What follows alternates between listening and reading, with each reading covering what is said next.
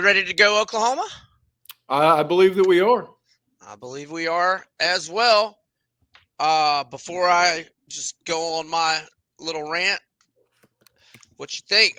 Phil Steele's very high on Oklahoma, by the way. He's got him number 9 in his power rankings. Any thoughts before or you just want to save them for? Well, I'll tell you somebody else who's extremely high on the Sooners is one of these panel shows during SC Media Days. They went through their quarterbacks like we just went through our wide receivers. And Greg McElroy has John Mateer as the best quarterback in the league.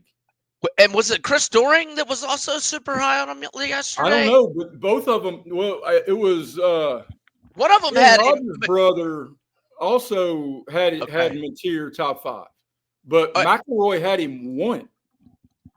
Yeah, and one of those guys had him win an SEC Player of the Year. It might have been Doering. Yeah, and we'll talk a lot about Mateer here coming up. All right, so here we go. 6-7 straight up last season. 2-2 in one possession games. They returned 37 lettermen. They lost 26. They were plus 166 in net yards. They were dead even on turnover margin, 0. And keep in mind, if you weren't privy to it, by mid-October, they were without their 5 best receivers, and they lost like 3 of them in the first, 3 weeks of the season. So, and that's something to keep in mind with Jackson Arnold as well. He wasn't really playing with a full deck. I mean, he was playing with a little fuller deck, I guess. So he got yanked before the Auburn game, which was early October. But anywho, betting numbers. All right, on I didn't write the date down then. Well, so whenever I wrote down initially, probably 2 or 3 weeks ago, their win total was 6.5 at FanDuel, over -162, under +132. Well, here we are a few weeks later, and now the over is -184 and the under is +148. So obviously FanDuel is taking a lot of action on over 6.5 for Oklahoma, and they were taking it with that heavy price on it. All right. Phil Steele's national unit rankings have them 8th at quarterback, 5th at running back, number 35 wide receiver, number 35 O-line, number 1 D-line, number 4 linebacker, number 20 secondary, and number 20 special teams. Mateer has 19-1 odds to win the Heisman. He shares those with DJ Lagway and Lenora Sellers of SEC ilk, and those numbers are tied for the 7th shortest on the board. All right, Cruton, number 17 overall per 247 Sports Composite, number 12 transfer specific, 39 commits, 1 5-star, 16 4-stars, 21 transfers, 8 Power 4, and 5 4-stars. Let me tell you about their 4-star transfers. Offensive tackle Derek Simmons, 6'5", 325. Now, he's played nothing but FCS ball at Abilene Christian and Western Carolina, but a 4-star transfer, 417 pass blocking snaps last year, and 0 sacks per Pro Football Focus, and he's got 27 career starts. All right, edge rusher Marvin Jones Jr., just quick question. Marvin Jones Sr. in your top 5 Noles of all time? He's in my top 5 Noles of all time. Is he the one that they called Shade Tree? I'm not sure, but he was a monster, number 58. Oh, he was a monster. And that's why Marvin Jones Jr. has been so disappointing to me. But he played at Georgia and FSU, so it's been a good disappointing. But anyhow, that was his nickname, Shade Tree. Yeah, he was a monster. Yeah, he was a dude. I think he got a bad injury with the Jets, and his NFL career wasn't much, but it was because he got a bad injury. Anyhow, Marvin Jones Jr., he was at Georgia in 22 and 23, playing behind a bunch of pros, didn't play a ton. FSU last year, 25 tackles, 6 TFLs, 4 sacks, 3 QB hurries, 1 forced fumble. For his career, 12 career TFLs, 2 forced fumbles, 6 sacks. All right, linebacker Kendall Daniels, 4 years at Oklahoma State, 41 games, career numbers, 240 tackles, 24 TFLs, 13 pass breakups, 7.5 sacks, 5 interceptions, 2 forced fumbles, 2 fumble recoveries, 5th in the Big 12 in tackles with 105 in 2023, and 7th in the Big 12 last year with 11 TFLs. And then there's Mateer. And let's keep in mind, Mateer was at Wazoo 2 years and didn't play much, but that's because Cam Ward was in front of him. So no shame in that. Ward leaves last year, 3,139 passing yards, 64.6 completion percentage, 29-7 TDI and T ratio, 826 rushing yards, 15 touchdowns, 4.6 yards per carry average, which is outstanding because sacks are also factored into this. His pass efficiency rating was eighth in the NCAA. His yards from scrimmage, 3,965, was 10th in the nation, and his 44 touchdowns passing and rushing was the uno in America. And here, I would say, I'd say Mateer's the best pickup, and then Kendall Daniel and this guy right here who came in the late spring portal window, who, if you ever bet any Pac-12 after dark, you're familiar with running back Jaden Ott. 34 games at Cal the last 3 years, 2,597 rushing yards, 24 touchdowns, 4.9 yards per carry, average, 95 catches, 736 yards, and 6 touchdowns.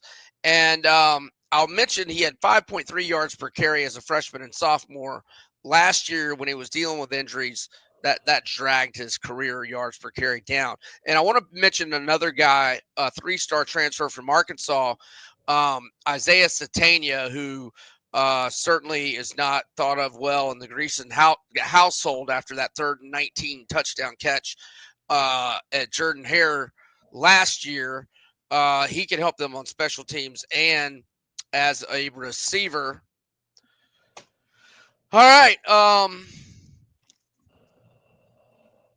23-1 to win the SEC championship game, 55-1 to win the CFP. All right. Thoughts before we do the schedule? Who's got a better chance to be SEC newcomer of the year, Mateer or Ott? I'm going to say Mateer. Just because he's going to get more chances and he's got the coordinator back with him. Ben Arbuckle came to Norman from Washington State with Mateer. Yeah, and Javonte Barnes was their leading rusher last year, and Ott is not. I mean, he's not small, but he's not enormous. Like, in other words, I just think Barnes is going to get a decent amount of carries as well. That's why I say that. Well, I mean, the numbers are clear. Mateer had a boss year last year. And I know we're about to break down the schedule. If Oklahoma's sitting 4-0, they're going to be a trendy topic because that'll be wins over Auburn and Michigan. But both of those are at home. Is it Bo Jackson or Herschel Walker back there getting his snore game on? That's Bo Jackson sleeping back there in the corner. That's what I thought. Bo, you got a strong snore game, bro. He does. I'm sorry, I interrupted you. What were you saying? No, that's all right. Bo interrupted me. I mean, right. But, I mean, it's a monster year for Brent Venables, and it's a weird scenario that going into year 4 with a seat that's engulfed in flames, there are a lot of people that have got 8, 9, 10 win expectations on this team. Yeah. I mean, and I'm sorry, go ahead. Well, and you mentioned it, but and I'm happy I got on it early, but the juice now is almost scary. But Wow, you're right. For FanDuel to jack that up to over 6.5 is now, what'd you say, minus 184? Yeah, and I'm going to Circa's app right now because I bet because I was just gonna say that I bet some books are gonna start moving that number either to 7 or 7.5 with with different odds Right. and so that's why. Wait, I'm not. Oh wait, I'm doing my password wrong. All right. So anyhow, I'm gonna check Circa to see where they have Oklahoma's season win total. Um, they bring back a lot on defense, and they were salty on defense, especially for a team that was only getting 24 points per game out of the offense. They only gave up 21.5 last year. They've got 8 starters back on D, and they've got, let's see, 1, 2, 3, 4, 5, 6, 7. They've got 9 of their top 11 tacklers back on defense. So, but the schedule's not easy at all. No. I mean, they don't get any of the like they have to be annoyed at the Texas schedule the last 2 years compared to theirs. I mean, rightfully annoyed by it. I mean, they don't play Vandy. They don't play Mississippi State. They don't play Arkansas. They don't play. I mean, they play all the heavy hitters really, and yeah. So all right, here we go. Let's see if they have a different number on the season win total. Circa. Let's As you're looking that up, and I think I've referenced this on multiple shows here on Southeastern 16, the folks at LSU Wire, who do a pretty good job, took everybody in the SEC's schedule and added up the projected win total that Vegas set of every opponent, and then they averaged it out. Texas had the lowest at like 6.3, which is scary to think because they play Ohio State and they play Georgia, and both of those are double digits. So the rest of that schedule is probably closer to 4.5 or 5. Right. Oklahoma's was the hardest at 8.5. That doesn't surprise me. That doesn't surprise me. And yes, Circa has moved it, or I don't know what. Maybe they've always been at 7.5, but Circa has Oklahoma 7.5. The juice to the under is minus 140, and the juice to the over is plus 120. So we'll go through the schedule, but like if you are confident that Oklahoma wins 8 games, I think especially if you think they can win 9. I think you're better off, and I'm not saying fly to Vegas on account of it, but maybe just hold off. We got a lot of time till football season starts. These other books, and I'll check DraftKings and somebody else here shortly. You might want to just go the over 7.5 route with plus money. All right, you ready to do the schedule? Yep. All right, Illinois State at home. We'll give them both a W. Michigan at home in week 2. They're a 2.5-point favorite. I'm going to give them a W there as well. Okay, I will as well. Why in the world are they playing at Temple? I got no clue. I mean, you're not recruiting. That's got to be in like Philadelphia, right? That's not on campus at Temple. Well, Phil Steele's magazine usually will say. I know that was it Missouri played at UMass, or Mississippi State might have played at UMass a year or 2 ago, and they said Foxborough, where the Patriots play, or Gillette Stadium. And it does not say whatever the name of the Eagles place is these days. It just says at Temple. Wow. But we'll both W. All right, Auburn at home. So that was a swing game for me. I mean, I kind of think it's a swing game still, but I'm going to slightly lean Oklahoma and give them a W there. Well, we've already done our game by game with Auburn, and I gave Auburn the W here, so I'm going to be consistent. Yeah, I don't remember what I gave Auburn there. Let's see. Yeah, I marked it a swing game on their page. So, all right, and then an open date, and then you get Kent State at home. So look, they got a great chance to start 5-0. I mean, not a great chance. They'll be very small favorite against Michigan and Auburn. I mean, maybe we'll see how Auburn, if Auburn wins in blowout fashion in Waco, and then well, then they will rout Ball State and South Alabama. Yeah, we'll see. So I have them 5-0. You have them 4-1. Yep. All right, they're plus 10.5 against Texas. I'm going to give them a loss there. Me too. All right, so I am 5-1, and you are 4-2. All right, at South Carolina, I'm going to give them an L. Okay. I'm going to say I've got them 4-2, and the whispers are getting loud because you're 0-2 in the SEC. If it at that stage, going to South Carolina by what I've registered, I'm gonna give them a W at Williams-Brice. So we both got them 5-2. Yeah. All right, and then this is a real true swing game, and I wonder if I don't think I've seen a game of the year line on it, but I'll check FanDuel right now. They host Ole Miss. Let's see who Ole Miss has got the week before. Well, we just did Ole Miss last week, so Ole Miss. Oh, Ole Miss is at Georgia the week before. That is back. That is back-to-back road assignments for the Rebels, and two tough ones there.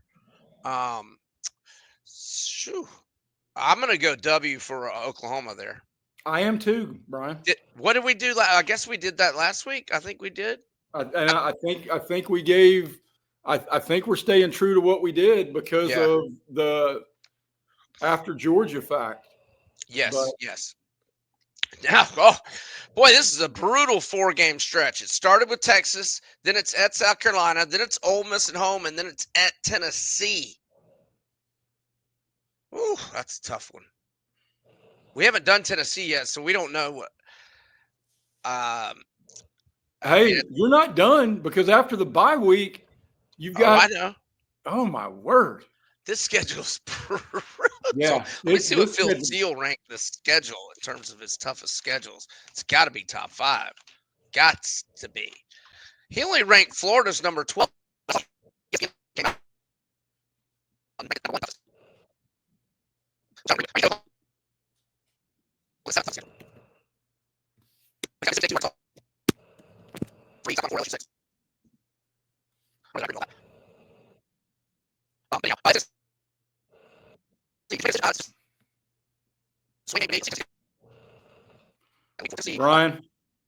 Brian, They have. your microphone's messed up. Next.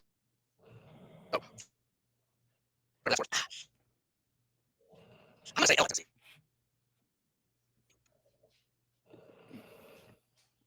Brian, your microphone's messed up.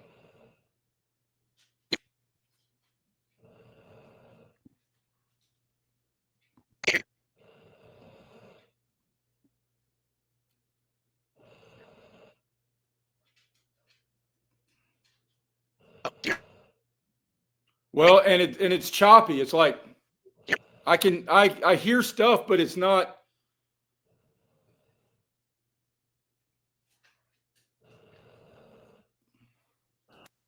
Can you hear me now? I can now. That's back to normal. I sent you the time that it started. That you're gonna have to go back and fix that because you were looking up and talking about Phil Steele, where he had their schedule ranked. I got you. So yeah, he has Oklahoma's schedule as the 7th toughest, and then I think I was talking about Tennessee and how what they had ahead of that game at home to Oklahoma. Tennessee has got at Alabama 2 weeks before, at Kentucky, then they host Oklahoma. And I said that I will go L for Oklahoma at Tennessee, but it's certainly a winnable game. I think it's a true swing game. Yeah, and so much will be riding on momentum for either program, whether Venables seats on true fire, and Josh Heupel's completely safe, but we don't know who the quarterback's going to be in Tennessee yet, and we don't know how solidified that position is. And when you start getting to late October and November, if you're still asking questions about your quarterback, it's probably not been a real good year. Right. Yeah. So did you say win for Oklahoma at Tennessee? No, Tennessee. Okay, right. But we don't have a whole lot of confidence in that call. So we both have them 6-3 going into a 3-game stretch off an open date. Okay, and Alabama before hosting Oklahoma, they host LSU the week before, and FanDuel has Alabama favored by 12. Oh wait, maybe it's 13.5 now. Because I have 12.5 written on my Alabama page, and I have 13.5 written on my Oklahoma page. But whatever the case, I like Alabama in that one. So do I. All right, Missouri at home, I'm gonna give them a dub. I am too. LSU at home, wow, brutal. What a Brutal. schedule, man. Wow, right? I mean, I know they didn't draw Georgia, but everybody else with upside. I mean, if you swapped Georgia or Florida for the Missouri game, this would be the hardest SEC schedule I've ever seen. Right? Yeah. Yep. I mean, in conference, I mean. Right. Conference specific. Yeah. No doubt about it. I mean, it is absolutely brutal. I have no idea who to pick on this LSU game. But I picked them to lose at Tennessee. And I think that really, if we break them into 2 games, you could probably say split those 2. So I'm going to say they win it. Or did I say that? I don't know what I said when we did our LSU preview. I think I have LSU winning, so that's 7-5 for me. Okay. I think I maybe said LSU was going to win it in our LSU preview too, so I got to stay consistent. So, and talking about this schedule, Brian, they've only got 6 home games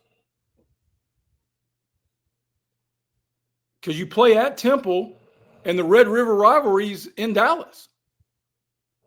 No. They only got 4 road games and then the Texas. They're at Temple, at South Carolina, at Tennessee, at Bama. 4 road games and then the neutral. Right? 4 SEC road games. No. 3 SEC road games. At Bama, at Tennessee, right. At South Carolina. And then but in the non-conference they go to Temple. Right, but I'm saying they have 7 home games overall. Yeah. Yeah, I mean, I'll count them. Illinois State, Michigan, you're Auburn. Right, you're right. But I mean, your point's taken. That it's just a brutal schedule. How is that the 7th toughest schedule? Mississippi State has a tougher schedule. How does Mississippi State have a tougher schedule? I don't believe that. It's pretty arduous now. Yeah, right. Yeah, but Mississippi State's got Arkansas on theirs. And they don't have Michigan. They do have Arizona State. But anyhow. All right, so we both got them going 7-5, which technically would be an over at FanDuel right now. It would not be an over at Circa. Yeah. So, but I mean, look, that's 7-5. I mean, there's a lot of swing games that could go differently. I mean, they can win at South Carolina. Didn't we both have them losing at South Carolina? No, I had them winning there. But, that's right. But you and I differed on Auburn too. I have them losing at home to Auburn. And Tennessee's very doable. Absolutely, 100%. And they can beat LSU at home, potentially. Well, and we don't know, is LSU playing for it all, or are they playing out the string? Right. I mean, so. Did Brian Kelly get fired after they lose at Alabama? No. I don't know that they're going to lose at Alabama. I like them plus 6.5 games of the year.